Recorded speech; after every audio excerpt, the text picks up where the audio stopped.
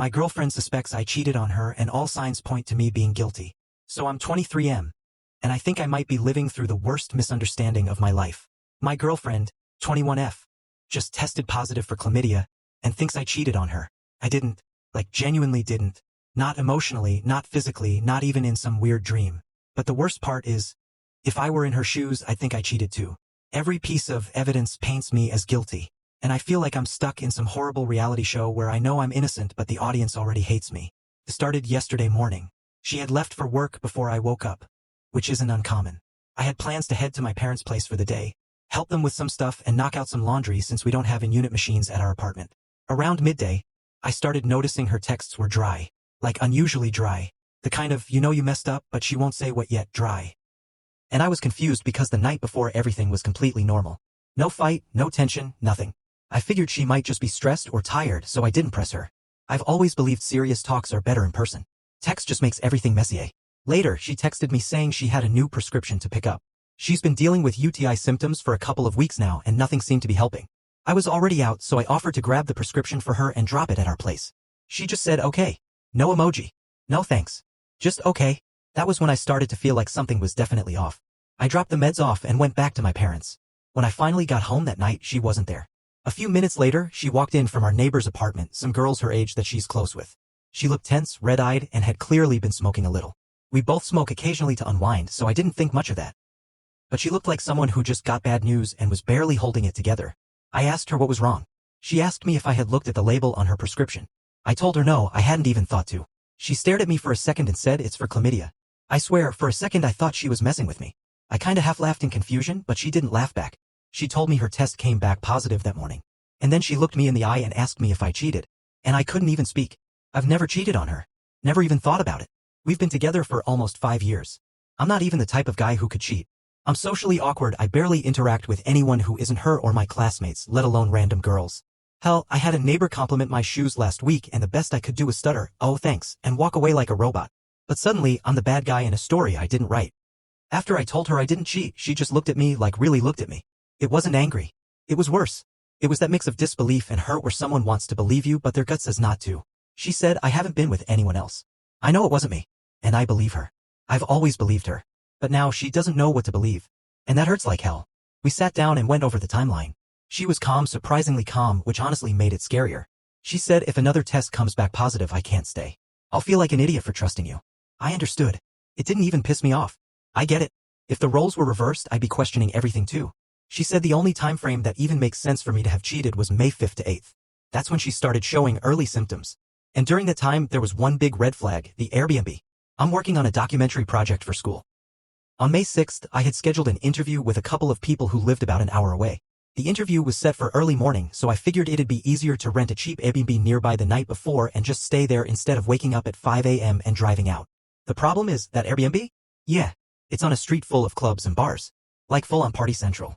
The kind of place people book to have messy nights and forgettable hookups. And guess what? My girlfriend found that out on her own because she Googled the address after seeing it in my calendar. So now she's looking at this guy who stayed at a party strip Airbnb during the exact days her symptoms started, and all I can say is, I was there for work. Like that even sounds believable. She went through my life 360 history, which we both share. Most of my movements checked out: school, home, my parents. But that one night was murky. It just shows me arriving at the Airbnb around 7 p.m. and not leaving until the next morning. Alone. I remembered the place had a camera facing the front door, so I reached out to the host hoping I could get footage, maybe prove no one came in or out. But nope. They told me they didn't have access to the footage. Just my luck. The worst part? I get how bad this looks. I know how the dots connect. Even I'd raise an eyebrow at that Airbnb detail if it wasn't me living it. Now we're both getting retested. Urine and blood. Results in 4 to 6 days. And every second of those days feels like a goddamn lifetime. I haven't eaten properly since yesterday. I barely slept last night. She's being civil, even affectionate at moments, but I can feel the tension hanging in the air every time I walk into the room. It's like she's mourning something that hasn't even ended yet. And I can't even be mad at her. That's what kills me.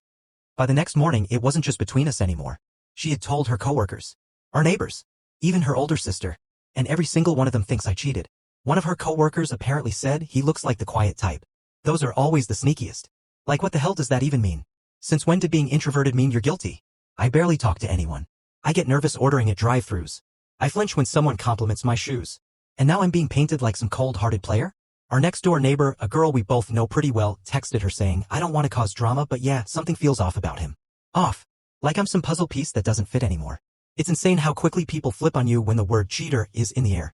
I tried to stay calm, but I'm spiraling. Every minute that ticks by makes me feel more cornered. Like no matter what I say, no one's gonna believe me. So I decided to do something about it. I pulled out my phone, sat down, and started building a timeline. May 5th to May 8th. Hour by hour. I combed through my texts, Life 360 logs, debit card history, even Google location tracking. It felt like building a case in court. Except I was the defendant and no one even told me what the charge was until the trial started. Turns out, aside from that Airbnb stay, my whole week was boring. I literally spent 2 straight evenings editing interview footage at my parents' place. My mom even made a comment about how I need to go out more. Kind of ironic now. I showed my girlfriend the timeline.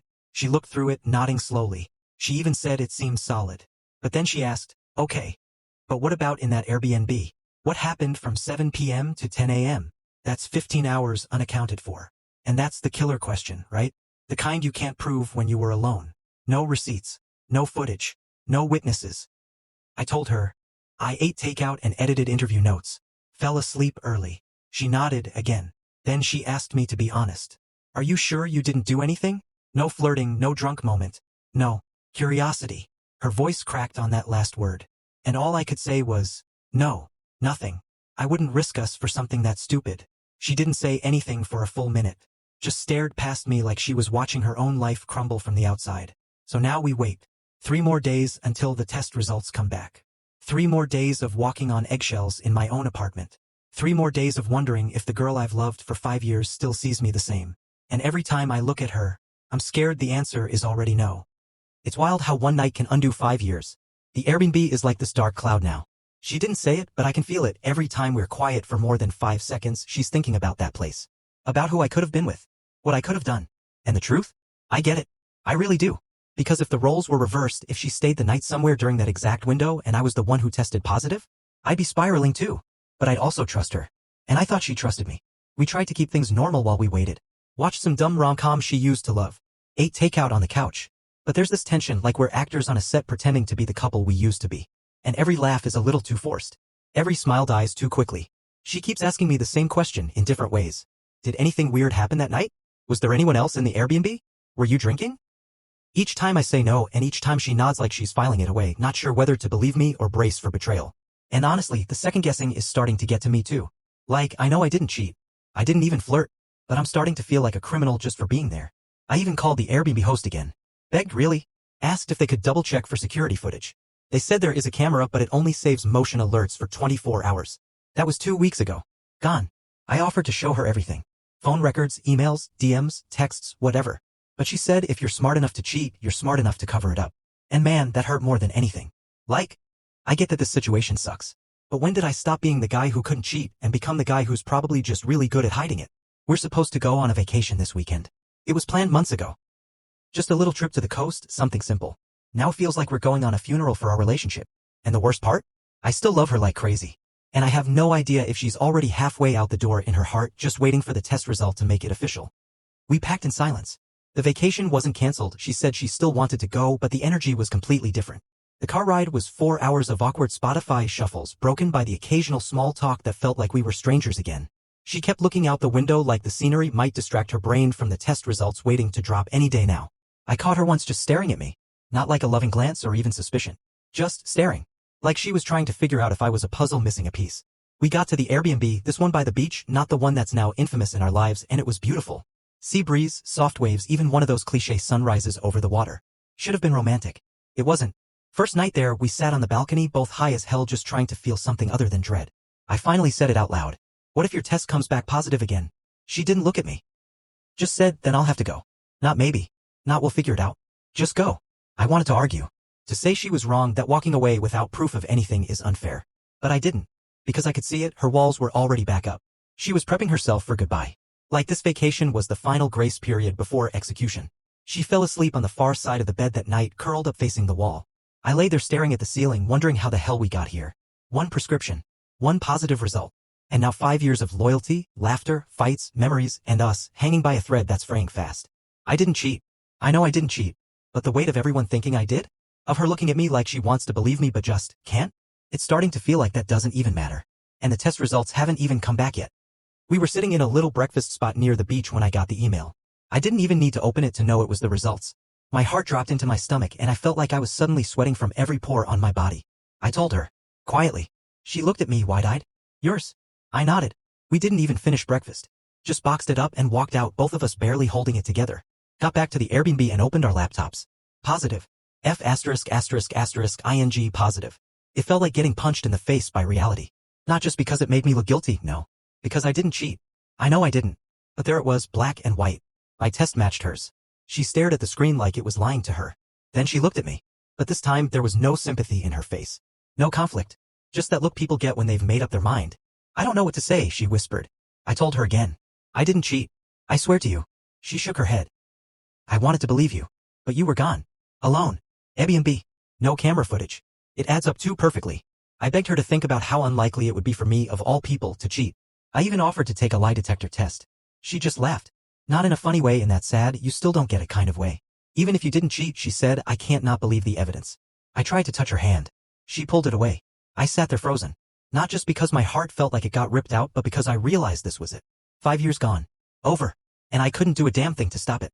She packed her bag that night. Didn't wait until we got home. Said she was catching a train in the morning. I offered to drive her. She said no. She didn't kiss me goodbye. Didn't even hug me. Just grabbed her stuff and walked out. And just like that, I was alone. In a beach Airbnb, staring at an unfinished bagel sandwich with chlamydia and no girlfriend.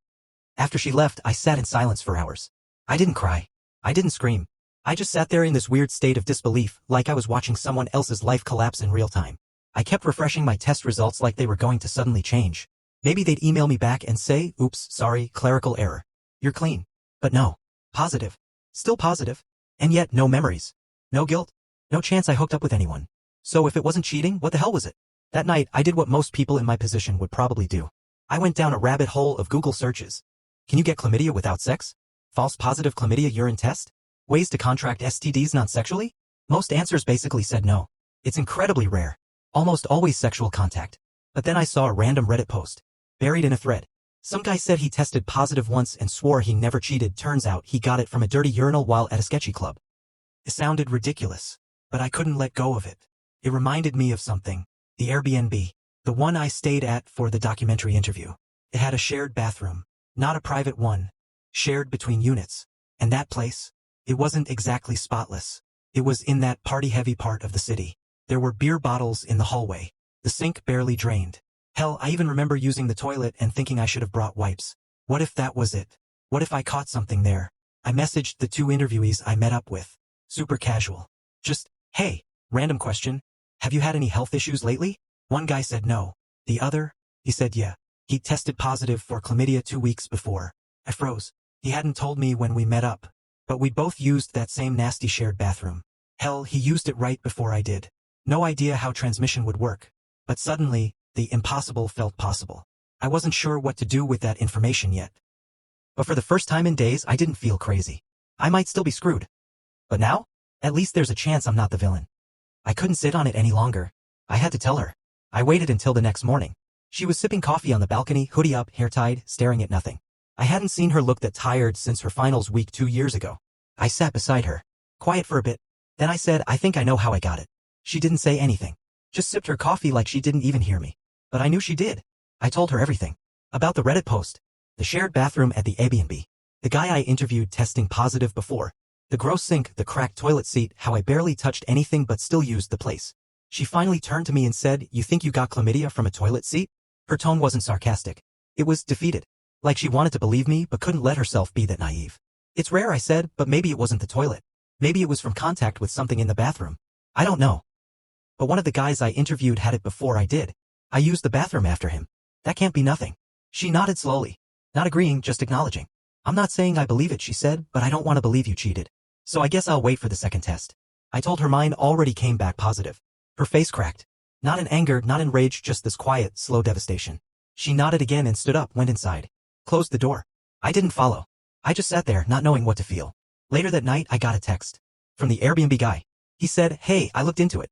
Apparently someone else who stayed in the unit that same week messaged me. They also tested positive. Maybe there's something seriously wrong with that place.